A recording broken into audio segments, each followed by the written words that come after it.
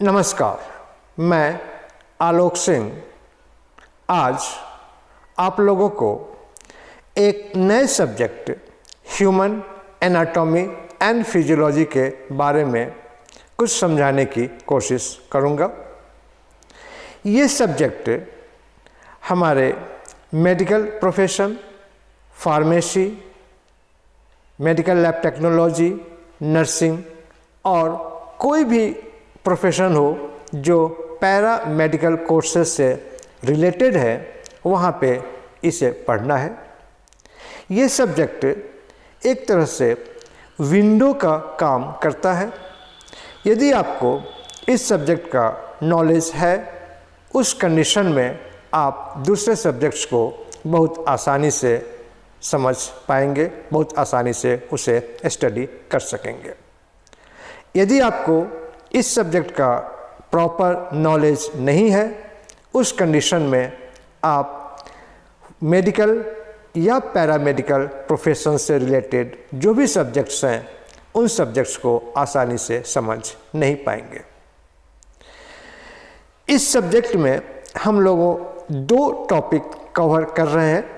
एक का नाम है एनाटॉमी और दूसरे का नाम है फिजियोलॉजी। दोनों डिफरेंट टॉपिक्स हैं, लेकिन इन दोनों को कंबाइन करके एक सब्जेक्ट बनाया गया जिसका नाम दिया गया ह्यूमन एनाटॉमी एंड फिजियोलॉजी। अब प्रश्न ये है कि एनाटॉमी एंड फिजियोलॉजी को कंबाइन क्यों किया गया। एनाटॉमी एंड फिजियोलॉजी, इन दोनों में क्या रिलेशंस हैं? इन दोनों के अंदर ठीक वही रिलेशन है जो रिलेशन एक ज्योग्राफी और हिस्ट्री सब्जेक्ट्स की होती हैं, या जो रिलेशन एक मूवी एंड थिएटर की होती है, या जो रिलेशन हमारे बॉडी के डिफरेंट ऑर्गन्स और उनके फंक्शंस की होती हैं। यदि सपोज करें कि हम ज्योग्राफी और हिस्ट्री को आपस में रिलेट करें, वही रिलेशनशिप एनाटॉमी एंड फिजियोलॉजी की होगी। फॉर एग्जांपल कि हम किसी भी सिविलाइजेशंस के हिस्ट्री के बारे में स्टडी करते हैं, हमें उस हिस्ट्री के बारे में कॉन्सेप्ट तब क्लियर होगा, उसका इंफॉर्मेशन तब हमारी क्लियर होंगी जब हमें उस सिविलाइजेशन की ज्योग्राफी के बारे में भी मालूम हो। जैसे एग्जांपल लें human civilization. Human civilization forest से स्टार्ट हुआ और उसके बाद वो फील्ड्स में आए।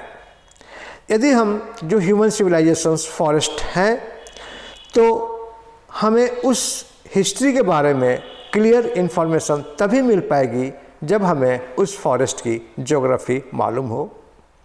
पर्सन या ह्यूमन बीइंग फॉरेस्ट से बाहर निकल के फील्ड्स के अंदर अपने आप को सिविलाइज्ड किया, और वो सिविलाइजेशन जो डेवलप हुई वो सारी रिवर साइड्स पे डेवलप हुई।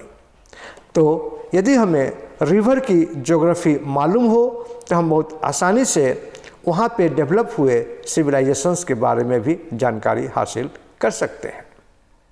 ठीक इसी तरह सपोज करें कि एक थिएटर है और उस थिएटर के अंदर कोई मूवी चल रही है, तो हम यहाँ पे जो थिएटर होंगी उस थिएटर को कहेंगे ये एनाटॉमी है, और जो मूवी चल रही है उस मूवी को कहेंगे ये फिजियोलॉजी है।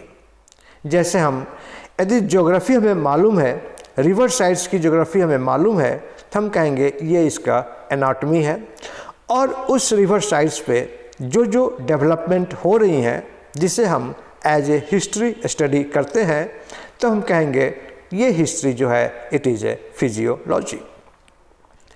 अपने बॉडी का या अपने मकान का एग्जाम्पल लें। जिस मकान में आप रह रहे हैं वो मकान दीवार की बनी होंगी, ईंटों की बनी होंगी, कुछ कमरे होंगे, वॉशरूम होंगे, किचन होंगी, बेडरूम होंगे, ड्राइंग रूम होंगे, एट्सेट्रा एट्सेट्रा, बहुत सारे कमरे हैं।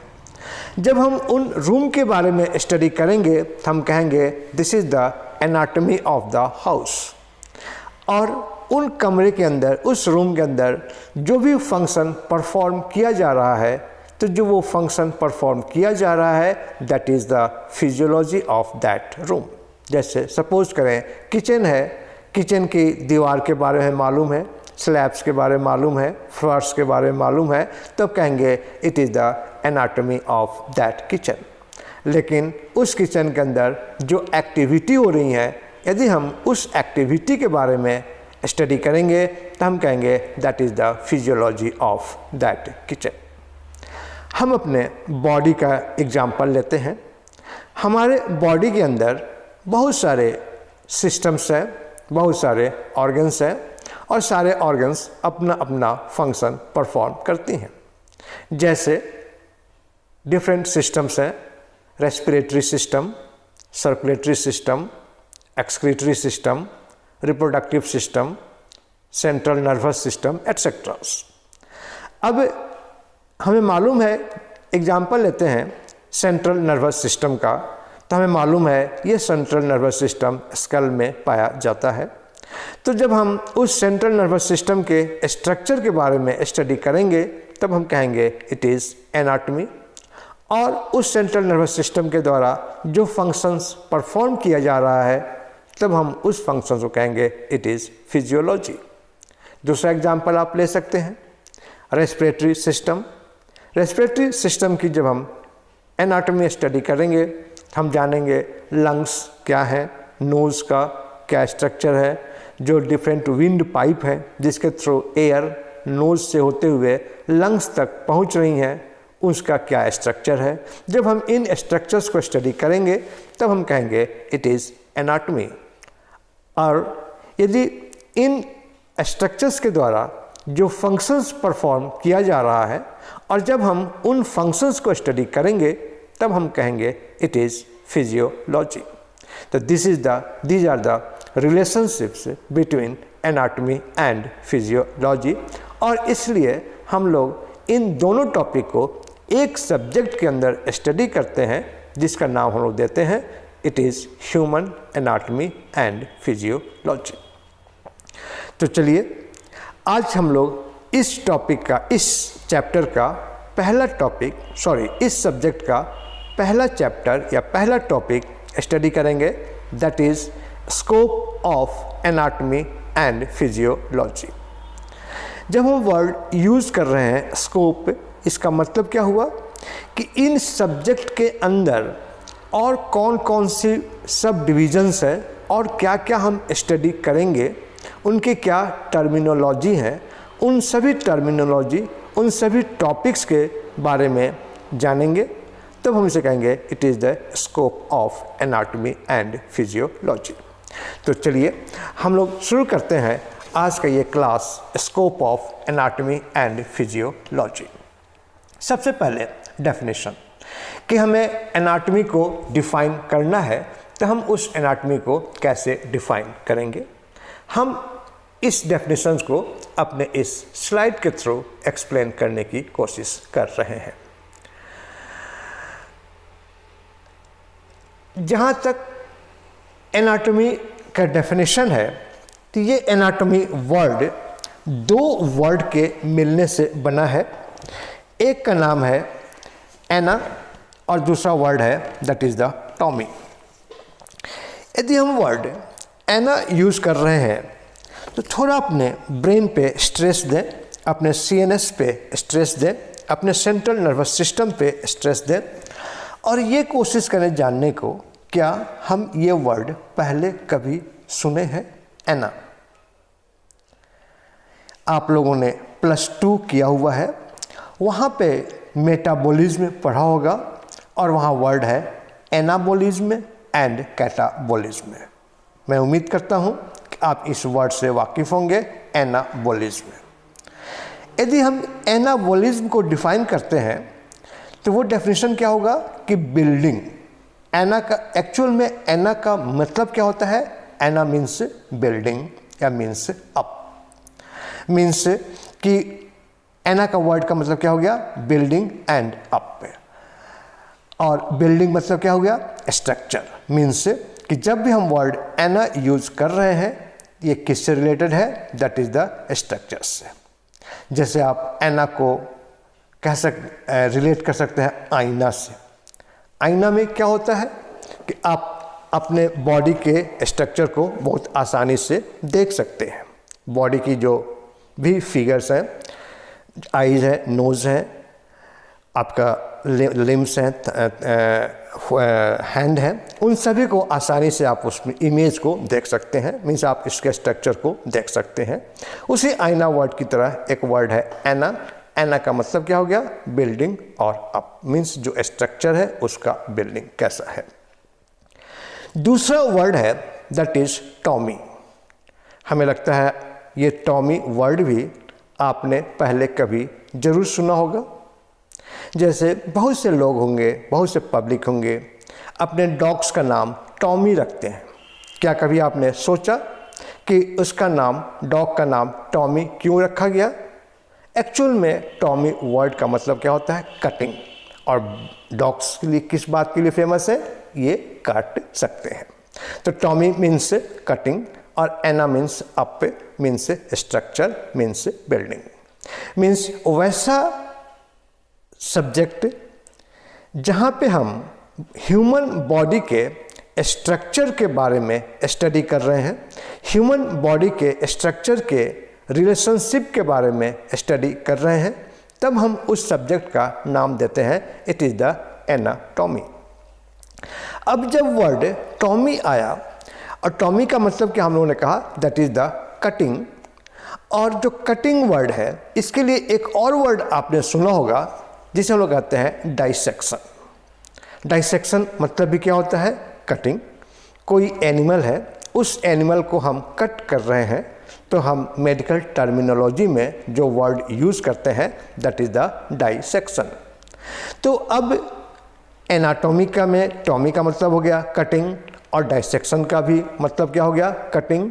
तो अब इस एनाटॉमी एंड डाइसेक्शन में क्या डिफरेंस है? एनाटॉमी क्या हो गया? It is structure of, it is study of body structure and there relationships. जबकि डाइसेक्शन का मतलब क्या हो गया? It is A art. यह एक कला है कि किस तरह से हम बॉडी के ऊपर कट लगा रहे हैं, कट परफॉर्म कर रहे हैं, तब हम उसे क्या कहेंगे? It is the dissection. Means दोनों का मीनिंग तो एक है, लेकिन दोनों का जो यूज़ है वो यूज़ क्या होगा? अलग अलग होगा। एनाटॉमी मतलब क्या हो गया? It is a study of whole body structure, individual organs and their relationship with the each other. आप स्लाइड पे देख रहे होंगे कि एनाटॉमी का डेफिनेशन लिखा हुआ है। पहला डेफिनेशन लिखा हुआ है कि anatomy is study of the body structural component bye there surgical dissection. इसी को हम रिवाइज कर सकते हैं, दूसरे वर्ड में बोल सकते हैं कि it is means anatomy. Anatomy is study of whole body, individual organ and their relationship with the each other. कि जब हम किसी भी इंडिविजुअल ऑर्गन्स के स्ट्रक्चर के बारे में स्टडी कर रहे हैं, उन ऑर्गन्स के आपस में रिलेशनशिप के बारे में स्टडी कर रहे हैं, तब हम उस सब्जेक्ट का या उस ब्रांच का नाम देते हैं इट इज़ एनाटॉमी। अभी हमारी डेफिनेशन ये कंप्लीट हो गई। अब नेक्स्ट पार्ट है that is the division of anatomy. जब हम वर्ड यूज़ करते हैं डिवीज़न ऑफ एनाटॉमी, इसका मतलब क्या हुआ? पार्ट ऑफ एनाटॉमी, या कह सकते हैं क्लासिफिकेशन ऑफ एनाटॉमी। एनाटॉमी एक वास्ट सब्जेक्ट है, एक वाइड टॉपिक है, जिसके अंदर हम बॉडी के स्ट्रक्चर को डिफरेंट टाइप से, अलग अलग तरीके से स्टडी करेंगे, और हम जिस तरह से स्टडी कर रहे हैं उस तरह से उसके कारण हम एनाटॉमी को फिर डिफरेंट ब्रांच में सब डिवाइड कर सकते हैं। जैसे पहला एग्जांपल हमारा that is the gross anatomy. जब हम वर्ड यूज़ करते हैं it is a gross anatomy.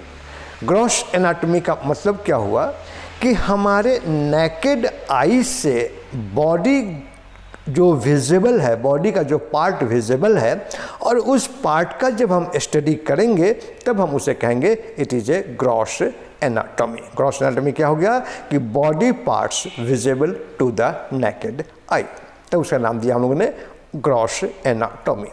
इसी ग्रॉस एनाटॉमी का एक हम दूसरा नाम भी दे सकते हैं, that is called macroscopic anatomy.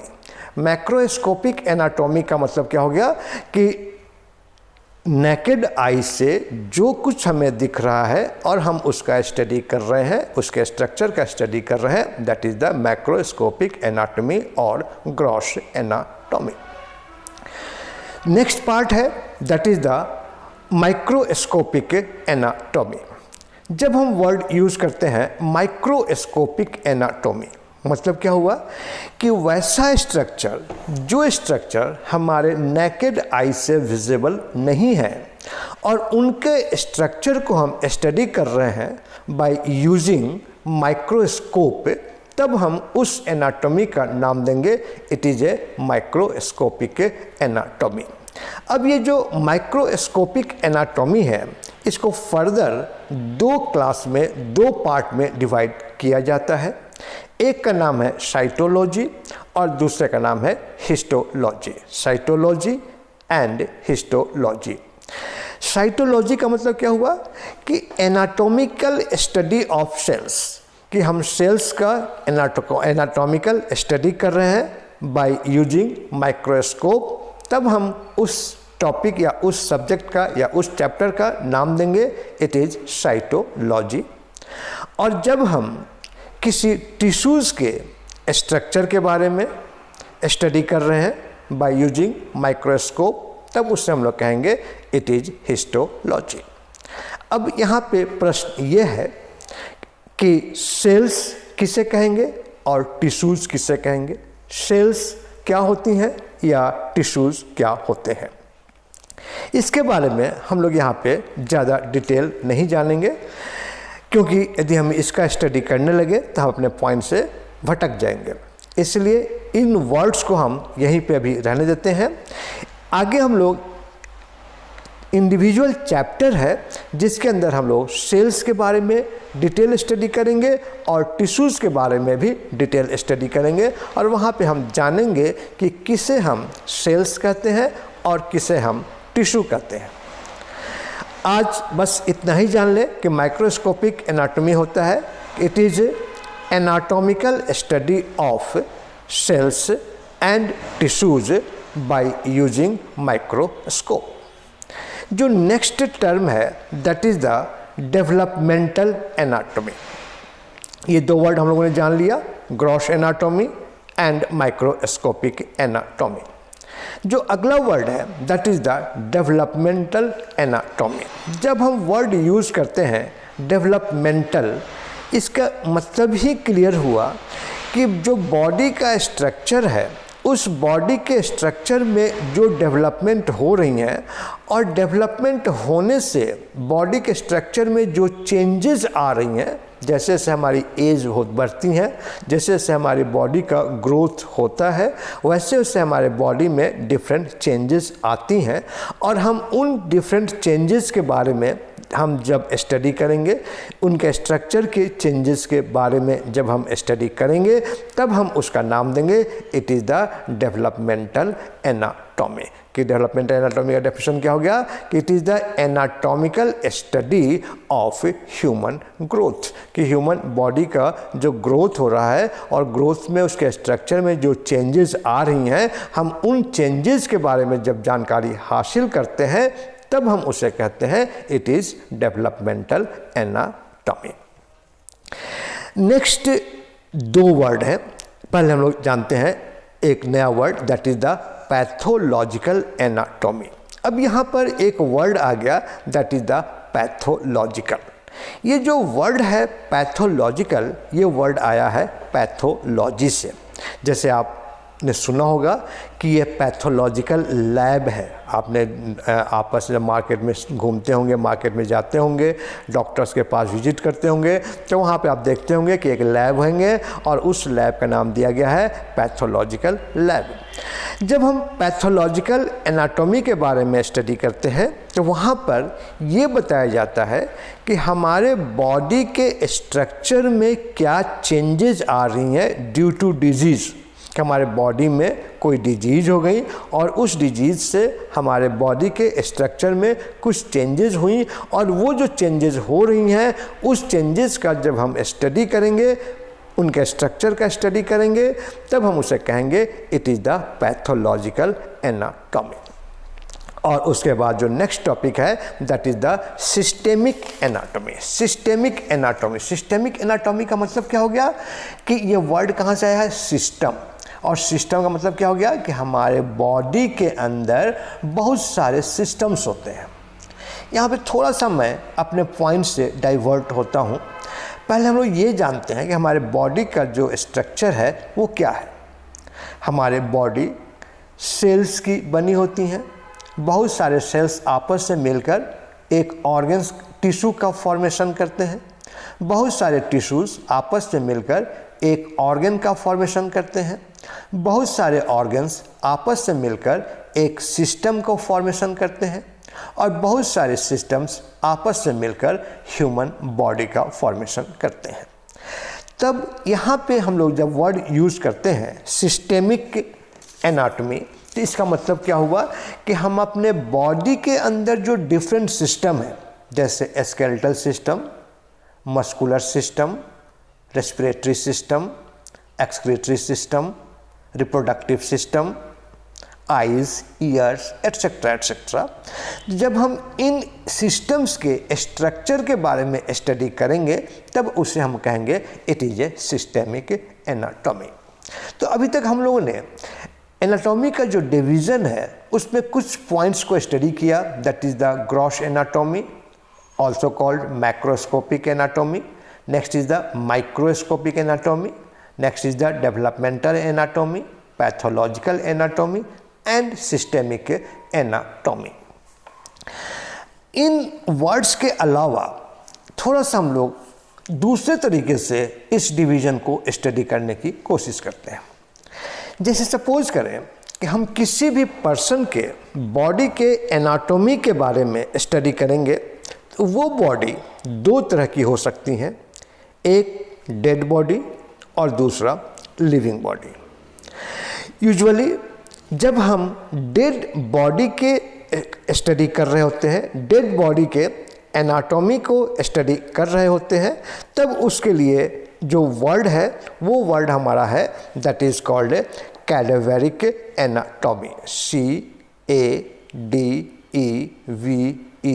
CADVERIC, cadaveric anatomy. Means जब हम डेड बॉडी के एनाटॉमी का, डेड बॉडी के स्ट्रक्चर का स्टडी करेंगे तब उसे हम कहेंगे it is the cadaveric anatomy. और जब हम लिविंग बॉडी के स्ट्रक्चर का स्टडी करेंगे, वो जो स्टडी का तरीका होगा वो तरीका दो तरह का हो सकता है। हम लोग एक का नाम देते हैं that is called surface anatomy and next is called regional anatomy.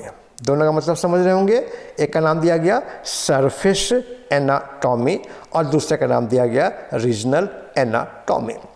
जब हम वर्ड सरफेस एनाटॉमी यूज़ कर रहे हैं, इस सरफेस एनाटॉमी का मतलब क्या हुआ कि हमारे नेकेड आई से बॉडी के सरफेस का जो स्ट्रक्चर है उस स्ट्रक्चर का हम स्टडी कर रहे हैं, तब हम उसे कहेंगे it is a surface anatomy. या मान ले कि हमारी बॉडी है, बॉडी के अंदर ऑर्गन है और ऑर्गन के जो आउटर लुक है उस आउटर लुक के बारे में जब हम स्टडी कर रहे होते हैं तब हम उसे कहते हैं it is a surface anatomy. दूसरा जो वर्ड है that is called regional anatomy. Regional anatomy का मतलब क्या हो गया कि बॉडी का कोई एक ख़ास रीजन है, यदि हम रीजन को कहें तो हम बॉडी को डिफरेंट पार्ट में डिवाइड कर सकते हैं। जैसे सबसे जो ऊपर का पार्ट है उसका हम नाम देंगे इट इज़ हेड, उसके बाद पार्ट हो गया दैट इज़ द ट्रंक, और तीसरा पार्ट हो गया that is the legs. Head, trunk and legs. जो हेड है, ट्रंक है और लेग्स है, इसके साथ साथ दो और पार्ट होंगे। जैसे हमारे दो बाजुएं हो गई तो कहेंगे अपर आर्म्स, और दूसरा हमारा हो गया दो पैर हैं तो कहेंगे दीज आर द लेग्स। तो इस तरह से हम बॉडी को डिफरेंट पार्ट में डिवाइड कर सकते हैं। अब सपोज करें कि कोई ऑर्गन है, उस ऑर्गन का स्टडी करना है और उसे हम किस में स्टडी करेंगे तो इन रीजनल एनाटॉमी। रीजनल एनाटॉमी का मतलब क्या हो गया कि हमारे मान लीजिए हार्ट का हम स्टडी कर रहे हैं तो हार्ट कहाँ पे हमारे है, हार्ट हमारे थोरैक्स में है। या हम स्टमक के एनाटॉमी स्टडी कर रहे हैं और स्टमक कहाँ पे है तो इन द एब्डोमेन है। तो जब हम उस एब्डोमेन, उस रीजन के अंदर जो स्ट्रक्चर्स हैं उन स्ट्रक्चर्स को स्टडी करेंगे तब हम उसे नाम देंगे it is A regional anatomy. तो मैं उम्मीद करता हूँ कि मैं आपको समझाने में कामयाब रहूँगा कि सरफेस एनाटॉमी क्या होता है और रीजनल एनाटॉमी क्या होता है। इनके अलावा एक और वर्ड है, उसे हम लोग कहते हैं क्लिनिकल एनाटॉमी। जब हम वर्ड यूज़ करेंगे क्लिनिकल एनाटॉमी, इस क्लिनिकल एनाटॉमी का मतलब क्या हो गया कि जो इसका दूसरा नाम भी दे सकते हैं, it is also known as applied anatomy. मतलब कि ऐसा स्ट्रक्चर जिस स्ट्रक्चर का स्टडी करने के बाद हम किसी भी डिजीज़ को डायग्नोज कर पाएँ तब हम उस एनाटॉमी का नाम देंगे it is a clinical anatomy और अप्लाइड एनाटॉमी। जैसे सपोज करें कि हमें जुकाम हो गया है, जुकाम हो गया मीन्स वायरल फीवर हो गई है, उसमें क्या होगा कि हमारे रेस्पिरेटरी सिस्टम का जो स्ट्रक्चर होगा वो स्ट्रक्चर चेंज हो जाएगा। अब हमारे जो नॉर्मल स्ट्रक्चर है वो हमें मालूम है और डिजीज होने के बाद जो स्ट्रक्चर में चेंज आया वो हमें मालूम है। तो हम उस चेंज ऑफ स्ट्रक्चर से ये आइडेंटिफाई कर सकते हैं कि पर्सन के बॉडी में कौन सा डिजीज है। मीन्स कि वैसा एनाटॉमिकल स्टडी जिस एनाटॉमिकल स्टडी से हमारे बॉडी को हम किसी भी डिजीज़ को डायग्नोज करने में हेल्प करे तब हम उस एनाटॉमी का नाम देंगे it is the clinical anatomy. तो these are the subdivision या these are the division of the anatomy. अब हम लोगों ने ये जान लिया कि हमारे जो एनाटॉमी है वो एनाटॉमी के कितने डिवीजन्स होंगे। अब हम लोग एक नए टॉपिक पे आ रहे हैं, इसी स्कोप ऑफ एनाटॉमी फिजियोलॉजी का ही फर्स्ट टॉपिक हम लोगों ने स्टडी किया कि एनाटॉमी क्या होता है, फिजियोलॉजी क्या होता है और एनाटॉमी के कितने डिवीज़न हैं। अब हम लोग स्टडी करेंगे टर्म्स ऑफ एनाटॉमी। मीन्स कि जब हम बॉडी के एनाटॉमी का स्टडी कर रहे होंगे उस समय हम कुछ टेक्निकल, कुछ मेडिकल टर्म्स यूज़ करेंगे। जो मेडिकल टर्म्स आपके इंग्लिश लैंग्वेज में हो सकता है न मिले, लेकिन हमें इन टर्म्स के बारे में नॉलेज होनी चाहिए। और जब हमें इन टर्म्स के बारे में नॉलेज होगा तभी हम जो भी हम लोगों ने स्टडी किया रीजनल एनाटॉमी या सरफेस एनाटॉमी या क्लिनिकल एनाटॉमी, तो उसके बारे में हम अपने आप को तभी एक्सप्रेस कर पाएंगे जब हम इन सभी टर्म्स के से फेमिलियर हो जाएंगे। सबसे पहला हो गया एनाटॉमिकल पोजीशन। एनाटॉमिकल पोजीशन मतलब क्या हुआ कि आप किसी भी ह्यूमन बॉडी के स्ट्रक्चर को स्टडी कर रहे हैं तो वो ह्यूमन बॉडी किस पोजीशन में है। क्या वो स्टैंडिंग पोजीशन में है, क्या वो सिटिंग पोजीशन में है, क्या वो स्लीपिंग पोजीशन में है। तो उनके पोजीशन के अनुसार जब हम उसे स्टडी करेंगे तो उस समय कहेंगे these are the anatomical position. इससे यदि हम इसको डिफाइन करना चाहें एनाटॉमिकल पोजीशन को, इसका मतलब क्या हो गया कि बॉडी पोस्चर और body parts relationship with the each other, कि बॉडी का क्या पोस्चर है या जो बॉडी है वो जो बॉडी के पार्ट्स हैं उन पार्ट्स का आपस में क्या रिलेशनशिप है, और जब हम इसका स्टडी करेंगे तो उसे क्या कहेंगे, it is the anatomical position. मैं उम्मीद करता हूँ कि जो पोस्चर वर्ड है, इस पोस्चर वर्ड के बारे में आपको मालूम होना होगा कि पोस्चर का मतलब क्या होता है। अब जब हम स्टैंडर्ड पोजीशन कहेंगे तो जो बॉडी है वो बॉडी जब इरेक्ट कंडीशन में होंगी तब हम कहेंगे it is the standard position. Means कि यदि किसी भी पर्सन का, किसी भी बॉडी का एनाटॉमिकल स्टडी करना है तो जो सबसे बेस्ट पोजीशन क्या होगा, that is the erect position of the human body. Erect position का मतलब क्या हो गया कि that is the standing position of the human body. कि ह्यूमन बॉडी का जो स्टैंडिंग पोजीशन है उसे हम लोग कहेंगे it is the erect position. Erect position का मतलब क्या हो गया कि जो हमारी बॉडी है वो बॉडी जो आर्म है, या आर्म पर देखें, आर्म क्या हो गया, arm in forward direction. Means कि जो ये आर्म है ये आर्म हमारे फॉरवर्ड डायरेक्शन में है, सामने की तरफ है। पाम इन फॉरवर्ड डायरेक्शन, जो पाम हमारी है ये पाम क्या है, हमारी फॉरवर्ड डायरेक्शन में है। फॉरवर्ड डायरेक्शन मतलब कि जो पर्सन इस बॉडी को व्यू कर रहा है उसकी तरफ वो है, तो उसे कहेंगे it is the forward direction. जो लेग्स हैं वो लेग्स जो होंगी वो लेग्स स्ट्रेट कंडीशन में होंगी, और ये जो लेग्स होंगी ये लेग्स स्लाइटली अपार्ट होंगी। स्लाइटली अपार्ट मतलब कि लेग से एक दूसरे से अलग पोजीशन में रहेंगी, एक दूसरे से चिपकी हुई नहीं रहेंगी। तब हम इस पोजीशन कहते हैं it is the bodies erect position, और इस पोजीशन को हम कहा जाता है it is the standard anatomical position.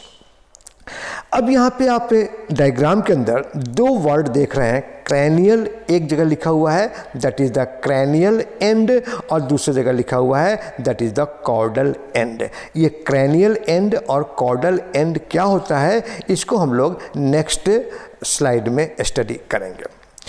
अब देखिए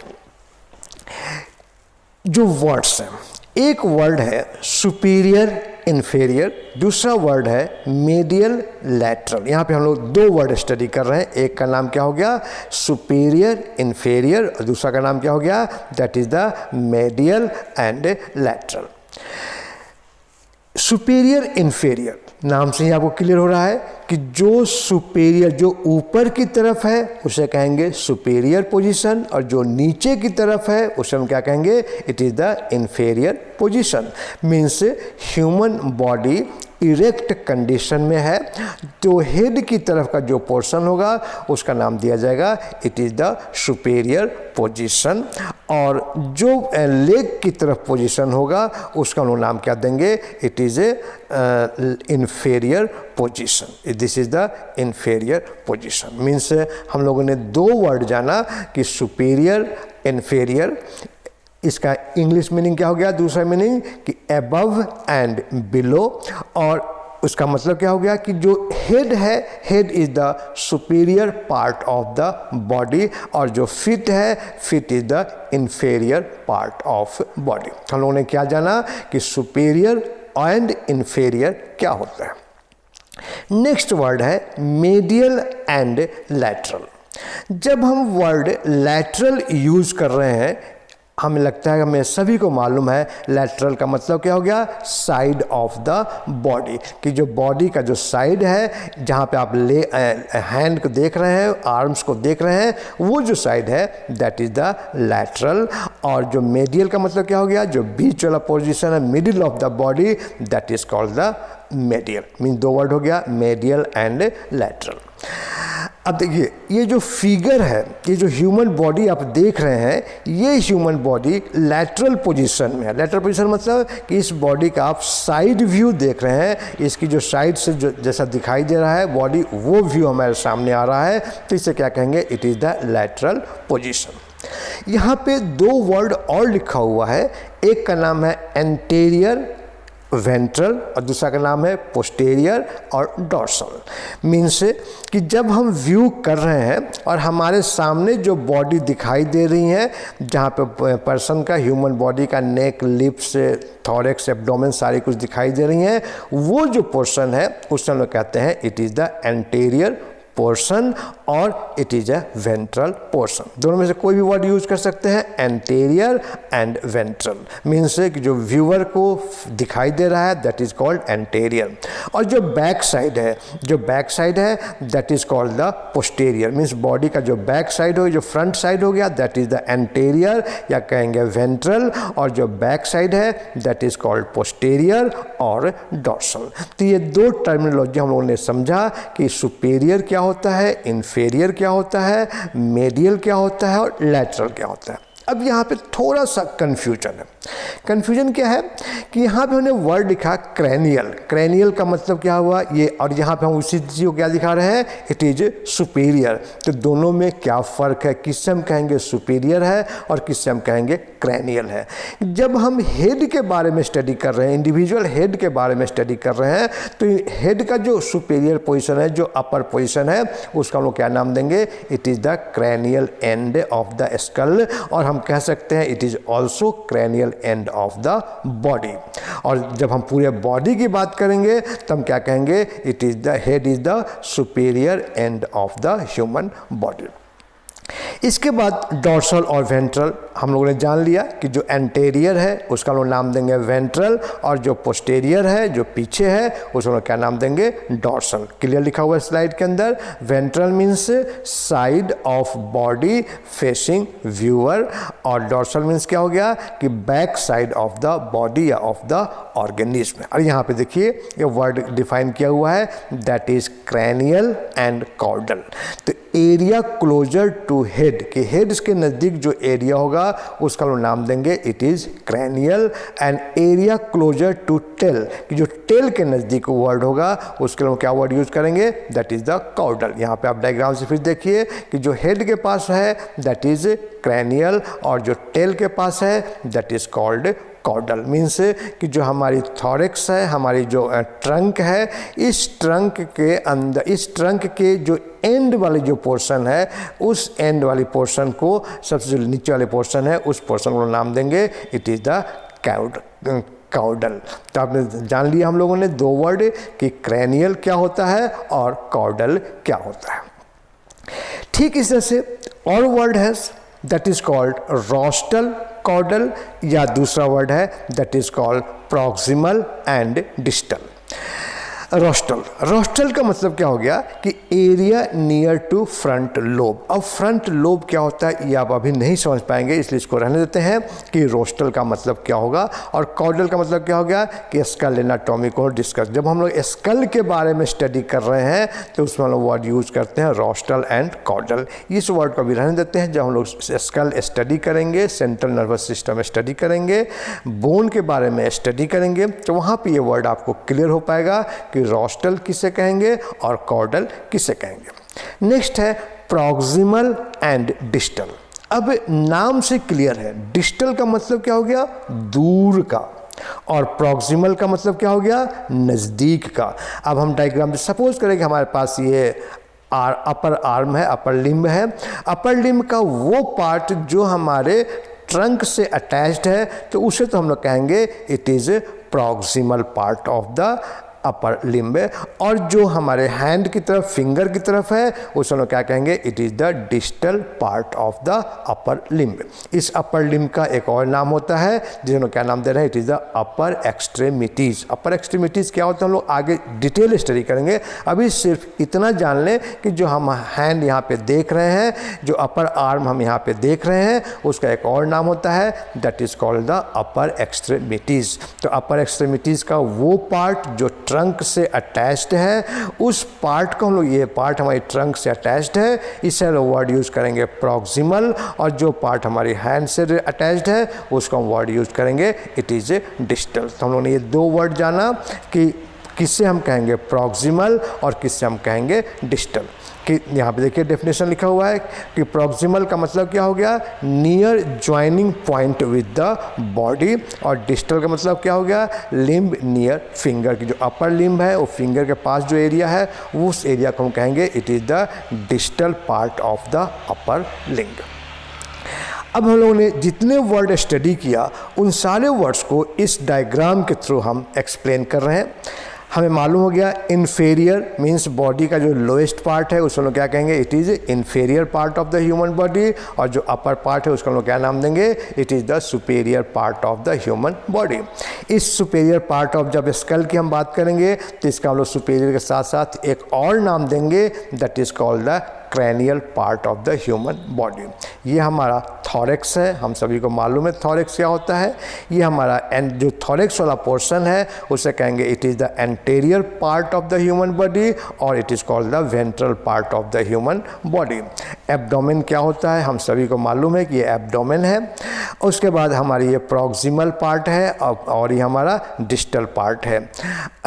और इसके अलावा हम लोग ये कॉर्डल जो ट्रंक का जो लास्ट पार्ट है उसके लिए वर्ड यूज़ किया गया, दैट इज़ द कॉर्डल। और यहाँ जो आप डॉट डॉट देख रहे हैं it is the medial line. Medial line का मतलब क्या हो गया कि वैसा लाइन जो लाइन हमारे बॉडी को दो इक्वल पार्ट में डिवाइड करता हो, तब हम उस बॉडी को कहेंगे it is the medial line of the body. तो these are the terms that is used in the anatomy topic. Means अब हम लोगों ने दो चीज़ें स्टडी कर ली। एक का हम लोगों ने नाम दिया दैट इज़ द एक हम लोगों ने नाम दिया that is the division of anatomy, और दूसरे को हम लोगों ने नाम दिया दैट इज़ द हम लोगों ने क्या नाम दिया, डिवीज़न ऑफ द एनाटॉमी, और दूसरा उन्होंने स्टडी किया that is the terms of the anatomy. अब हम लोग आते हैं नेक्स्ट टॉपिक और लास्ट टॉपिक पे, that is the planes of the body. कि जो बॉडी है उस बॉडी को हम कितने प्लेन मतलब कितने पार्ट में हम डिवाइड कर सकते हैं। हम सभी को मालूम है, दो वर्ड तो हम सभी जानते हैं, एक को कहते हैं राइट हैंड साइड और दूसरा लोग कहते हैं left hand side. Means body को जो मेडियल पार्ट्स हम डिवाइड करेंगे तो एक पार्ट होगा जिसे हम लोग कहेंगे it is the right hand side of the human body, और दूसरा होगा उसे हम लोग कहेंगे left hand side of the human body. तो चलिए हम लोग इसी को अपने इस डायग्राम के थ्रू समझने की कोशिश करते हैं। अब देखिए सबसे ऊपर लिखा हुआ word sagittal plane. Sagittal plane मतलब क्या हुआ कि वैसा प्लेन जो प्लेन हमारे बॉडी को दो इक्वल पार्ट में डिवाइड कर रहा है उससे हम लोग कहेंगे it is the sagittal plane. इसके बारे में हम लोग जो वहाँ टर्म में यूज़ किया था वहाँ टर्म क्या था, मेडियल टर्म। लेकिन अब हम जब प्लेन की बात करेंगे तो उसके लिए जो वर्ड है that is called the sagittal plane, जो हमारे बॉडी को लेफ्ट और राइट पार्ट में डिवाइड करेगा। तो जो राइट पोर्शन होगा उसे कहेंगे राइट सजाइटल प्लेन, और जो लेफ्ट पोर्शन होगा उसे कहेंगे it is the left sagittal plane.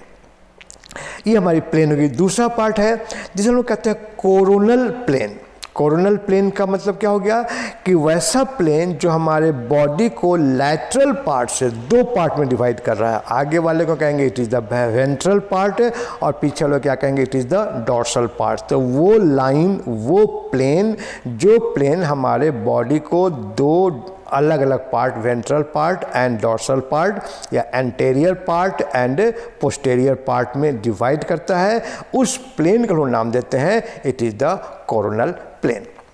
इसके अलावा एक वर्ड है that is the transverse plane. Transverse plane मतलब क्या हुआ कि वैसा लाइन जो हमारे अर्थ के हॉरिजॉन्टल है और वो लाइन हमारे बॉडी को डिफरेंट पार्ट में डिवाइड कर रहा है, तब हम उस लाइन को क्या नाम देंगे, it is the transverse plane. Means transverse plane क्या हो गया कि it runs parallel to the earth, और ये हमारे बॉडी को दो पार्ट में डिवाइड करता है। अपर वाला जो पार्ट होगा उसे कहेंगे क्रैनियल एंड, और जो लोअर वाला पार्ट होगा उसे हम कहेंगे it is the caudal end. मैं उम्मीद कर रहा हूँ कि आपको याद होगा क्रैनियल एंड किसे कहते थे और कॉर्डल एंड किसे कहते थे। इस तरह से हम लोगों ने डिफरेंट प्लेन्स के बारे में स्टडी कर लिया कि प्लेन्स क्या क्या हमारी हैं। सजाइटल प्लेन है, जो प्लेन हमारे बॉडी को लॉन्गिट्यूडिनली 2 इक्वल पार्ट में डिवाइड कर रही हैं। एक पार्ट को हम लोग कहेंगे राइट सजाइटल प्लेन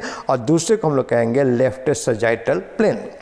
दूसरा हो गया कॉर्नल प्लेन। कॉर्नल प्लेन मतलब कि वैसा लाइन जो लाइन लैटरल पोजीशन में हमारे बॉडी को 2 इक्वल पार्ट में डिवाइड करती हैं। तो जो एंटेरियर पार्ट होगा उसे कहेंगे वेंट्रल और जो पोस्टेरियर पार्ट होगा उसे कहेंगे डॉर्सल। और लास्ट हो गया हमारा that is the transverse plane. Transverse plane का मतलब क्या हो गया कि ये प्लेन ग्राउंड के अर्थ के पैरेलल चलती हैं और ये प्लेन भी हमारे बॉडी को 2 पार्ट में डिवाइड करती हैं।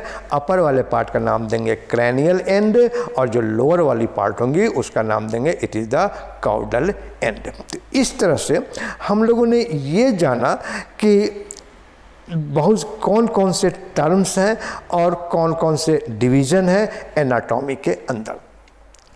अब इसके अलावा लास्ट पॉइंट बच गया कि terms to study in anatomy. अब हमें मालूम है कि हमारी जो ये एनाटॉमी सब्जेक्ट है ये सब्जेक्ट हम इसलिए पढ़ रहे हैं ताकि हमें मालूम हो कि एक नॉर्मल ह्यूमन बॉडी का स्ट्रक्चर कैसा होगा और डिजीज्ड ह्यूमन बॉडी का स्ट्रक्चर कैसा होगा।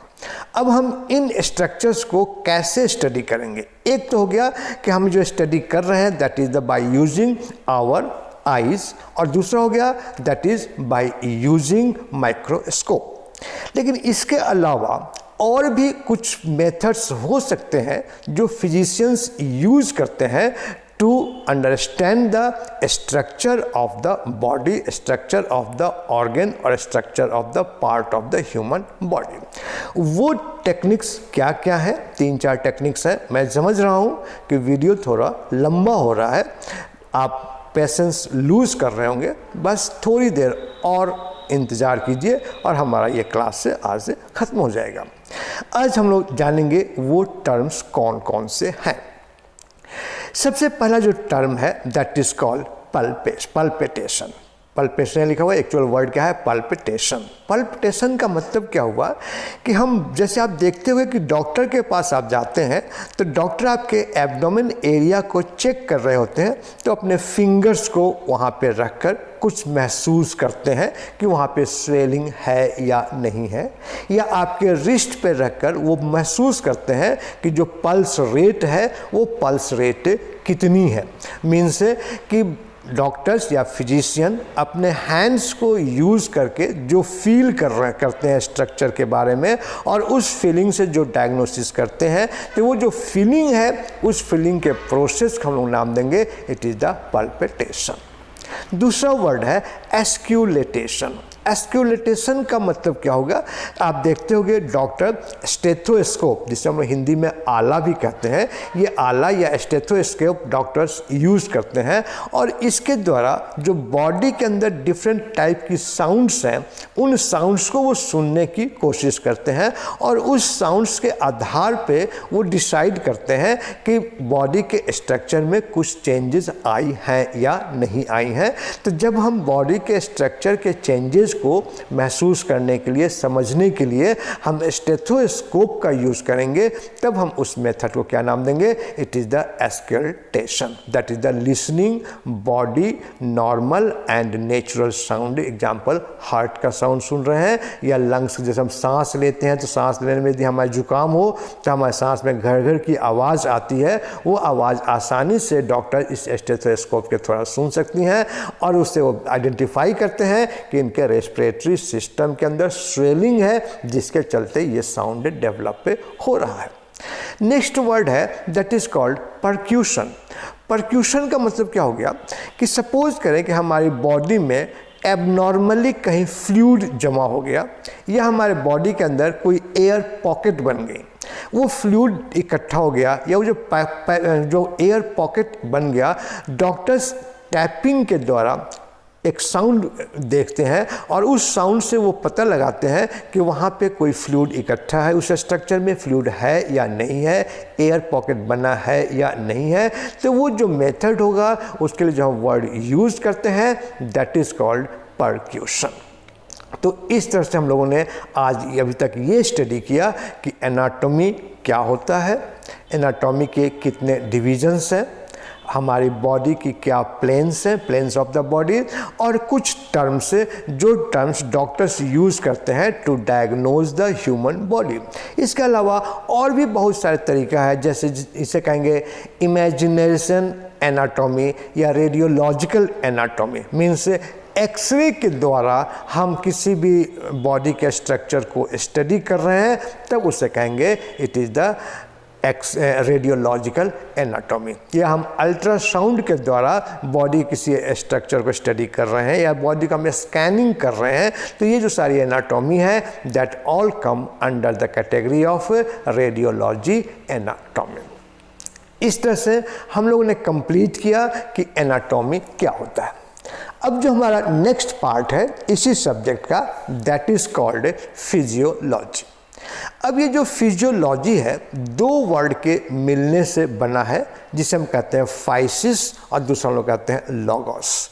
फाइसिस मीन्स नेचर, जैसे हम लोग फिजिक्स वर्ड यूज़ करते हैं, फिजिक्स वर्ड भी इसी फाइसिस वर्ड से बना है और फिजियोलॉजी वर्ड भी इसी फाइसिस वर्ड से बना है। और इस फाइसिस का मतलब क्या होता है नेचर, और दूसरा क्या हमारा है that is the logos means study, कि हमारी बॉडी के अंदर जो फंक्शंस हो रही हैं, नेचुरल फंक्शंस हो रही हैं, नेचुरल प्रोसेसेस हो रही हैं, उन फंक्शंस या उन प्रोसेसेस का जब हम स्टडी करते हैं तब हम उसे कहते हैं it is the physiology of the human body.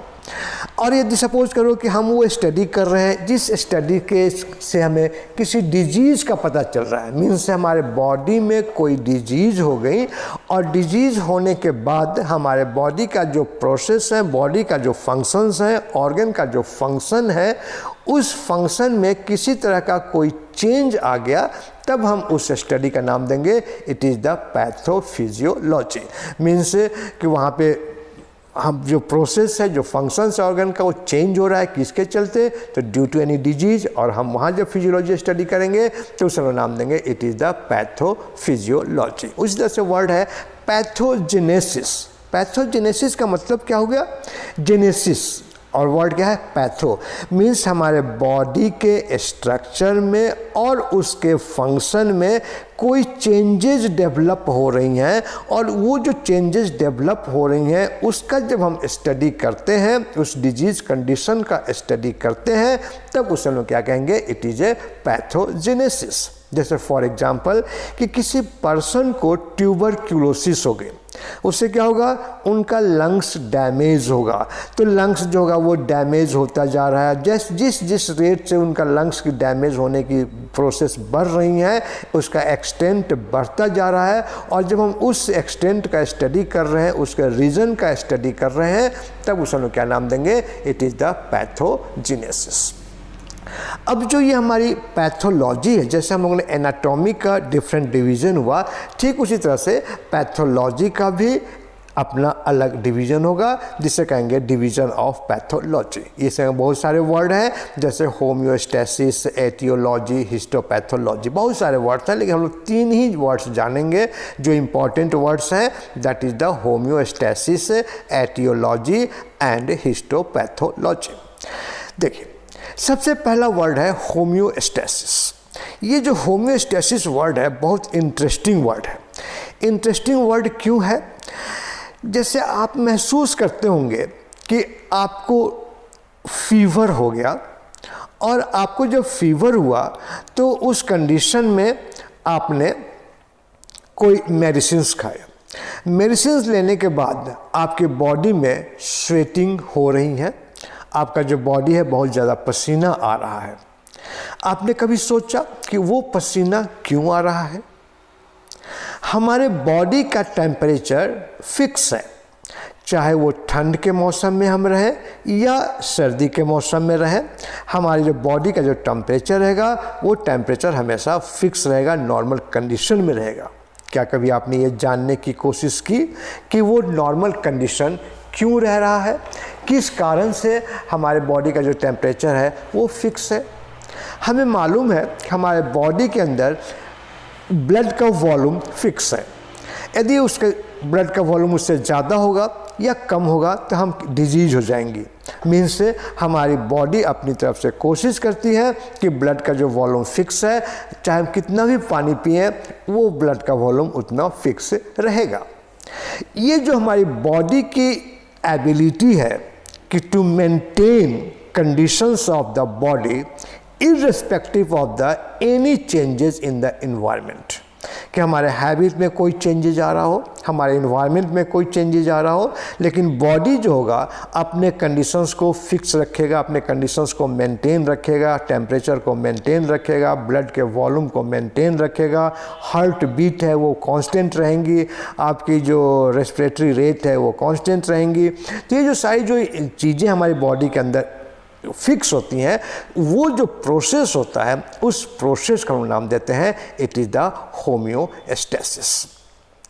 अब देखिए डेफिनेशन में क्या कहा जा रहा है होम्योस्टेसिस का, कि ability of the human body, ability of the body to maintain internal environment constant irrespective of any changes in the external environment of the body. और ये जो एबिलिटी है, इस एबिलिटी के लिए जो हम वर्ड यूज करते हैं दैट इज कॉल्ड होम्योस्टेसिस। जो नेक्स्ट वर्ड है दैट इज एटियोलॉजी। ये जो एटियोलॉजी है इसका दोनों स्पेलिंग करेक्ट है। कहीं किसी बुक में आप पाएंगे कि इट इज AETIOLOGY और किसी बुक में आप पाएंगे वहाँ पे ए साइलेंट रहेगा, ETIOLOGY। दोनों स्पेलिंग ही करेक्ट है। तो एटियोलॉजी का मतलब क्या हो गया कि हमारे बॉडी में कोई डिजीज हुआ और उस डिजीज क्यों हुआ, किस कारण से हुआ, उस कारण का जब हम स्टडी करते हैं, उस कारण का हम साइंटिफिक स्टडी करते हैं, तब हम उसे कहते हैं इट इज़ द एटियोलॉजी। और लास्ट हमारा है दैट इज़ द हिस्टोपैथोलॉजी।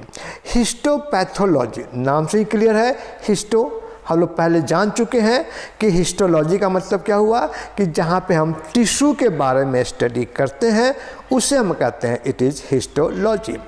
और जब हम उस टिश्यू के अंदर कोई डिजीज़ हो गई और उस डिजीज़ का हम स्टडी कर रहे हैं बाय यूजिंग माइक्रोस्कोप, तब हम उस सब्जेक्ट का या उस टॉपिक का या उस चैप्टर का नाम देंगे इट इज़ द हिस्टोपैथोलॉजी। इस तरह से हम लोगों ने ये जाना, बहुत सारे डिवीज़न है लेकिन मेनली ये 3 डिवीज़न है, उन 3 डिवीज़न के बारे में जाना। अब जैसे मान लीजिए कि हम जैसे डायग्राम देखिए हिस्टोलॉजी, हिस्टोपैथोलॉजी। हिस्टोपैथोलॉजी मतलब कि ये जो आप डायग्राम देख रहे हैं ये हमारे बॉडी के एक टिश्यूज़ का है। अब हम माइक्रोस्कोप से इन टिश्यूज़ को स्टडी कर रहे हैं, इसके बारे में आपको ज़्यादा पता नहीं चलेगा। जब हम टिश्यू स्टडी करेंगे तब हम जानेंगे डिटेल की क्या होता है। लेकिन ये क्या है कि नॉर्मल एपिथेलियल टिश्यू का माइक्रोस्कोपिकल स्ट्रक्चर है और इसके अंदर यदि कोई चेंजेज आ रही है किसी डिजीज़ के चलते, तब उसे हम लोग क्या नाम देंगे it is the histopathology. Homeostasis का कुछ एग्जाम्पल है, जैसे हमारे बॉडी के टेम्परेचर कम हो गया तो क्या होगा, हमारी बॉडी का जो ब्लड वेसल्स होंगी वो ब्लड वेसल्स कॉन्स्ट्रिक्ट हो जाएंगी, हमारे बॉडी के अंदर स्वेटिंग होना शुरू हो जाएगा, हमारे बॉडी में स्वेटिंग नहीं होगा। आपने कभी ये महसूस किया कि जब आपको ठंड लगती है, जब आप किसी ठंड के एनवायरनमेंट में, ठंडे क्लाइमेट में जा रहे होते हैं, उस समय आपके पैरों में शिवरिंग हो रही होती है या आपके बॉडी में शिवरिंग हो रही होती है। शिवरिंग मतलब कुछ कॉन्ट्रैक्शन रिलैक्सेशन शुरू हो जाती है मसल्स के अंदर। ये शिवरिंग क्यों होती हैं?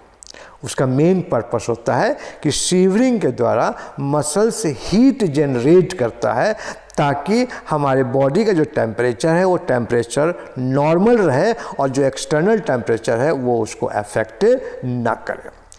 मीन्स क्या हुआ कि यदि हमारे बॉडी का टेम्परेचर कम हो गया किसी भी कारण से, तो हमारी जो बॉडी का जो ब्लड वेसल्स होंगी वो कॉन्स्ट्रिक्ट हो जाएंगी। किसी तरह का कोई स्वेटिंग नहीं होगा और बॉडी में शिवरिंग स्टार्ट हो जाएंगी, ताकि शिवरिंग के द्वारा हीट जनरेट हो और हमारा जो बॉडी का टेम्परेचर है वो नॉर्मल कंडीशन में आ जाए। This is called homeostasis. Next example है, सपोज करें कि हमारे बॉडी का टेम्परेचर इंक्रीज हो गया। उस कंडीशन में क्या होगा कि हमारी जो ब्लड, देखते होंगे आप कि किसी को बुखार लगा तो उसका जो फेस होता है वो रेड कलर का हो जाता है।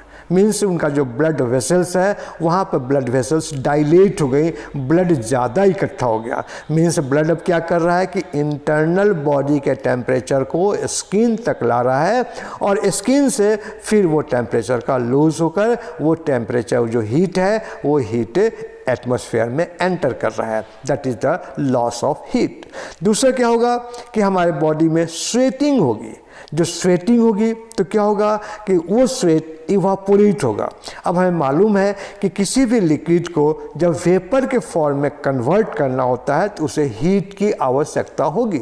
अब ये हीट स्वेट कहाँ से लेगा? तो हमारे बॉडी के हीट को वो कंज्यूम करेगा और वो इवापोरेट होगा, और जब बॉडी का हीट कंज्यूम हो जाएगा तो बॉडी का जो टेम्परेचर है वो टेम्परेचर डाउन हो जाएगा और बॉडी नॉर्मल कंडीशन में आ जाएंगी। तो these are the few example of homeostasis, histopathology and these are the etiology. Etiology मतलब क्या हो गया कि डिजीज़ का रीज़न, वो डिजीज़ हमारी बॉडी में क्यों हो सकती है, जेनेटिक कारण से हो सकती हैं, हमारी इम्यूनिटी कमज़ोर हो गई, या हमारे जो इन्वायरमेंट है उस इन्वायरमेंट में कुछ माइक्रोब्स आ गए और वो माइक्रोब्स हमारे बॉडी के अंदर एंटर कर गए और डिजीज़ को प्रोड्यूस कर दिया। इस तरह से हम लोगों ने आज ये चैप्टर, ये टॉपिक कंप्लीट किया, that is the scope of anatomy and physiology. इसमें एक छोटा सा टॉपिक और रह गया, चूँकि ये वीडियो काफ़ी लंबा हो गया इसलिए हम लोग आज उसकी स्टडी नहीं करेंगे। नेक्स्ट क्लास में हम लोग इसी scope of anatomy and physiology topic को दोबारा से स्टडी करेंगे। कुछ और टर्म्स हैं, उन टर्म्स को जानेंगे। उसके बाद ये हमारा चैप्टर कंप्लीट हो जाएगा और फिर हम अपने मेन सब्जेक्ट पे, मेन टॉपिक पे आएंगे। मेन टॉपिक मतलब ये नहीं कि ये आपके सिलेबस में नहीं है, this is the also a part of your education curriculum और this is the first chapter of the scope of anatomy and physiology. मैं उम्मीद करता हूँ कि इस टॉपिक को मैं समझाने में कामयाब रहा हूँगा। फिर भी यदि आपको कोई परेशानी है, कोई डाउट है या कुछ और इम्प्रूवमेंट चाहते हैं तो वो ज़रूर बताएं, कमेंट बॉक्स में लिखें, शेयर करें हमसे। मैं कोशिश करूँगा उन डाउट्स को क्लियर करें। यदि कोई कमी है तो मैं कोशिश करूँगा कि मैं अपने आप को और इम्प्रूव करूँ ताकि आपको एक सेटिस्फैक्शन मिल सके इस क्लास को अटेंड करने के लिए। Thank you very much for viewing this video and staying with me for such long duration. Thanks a lot.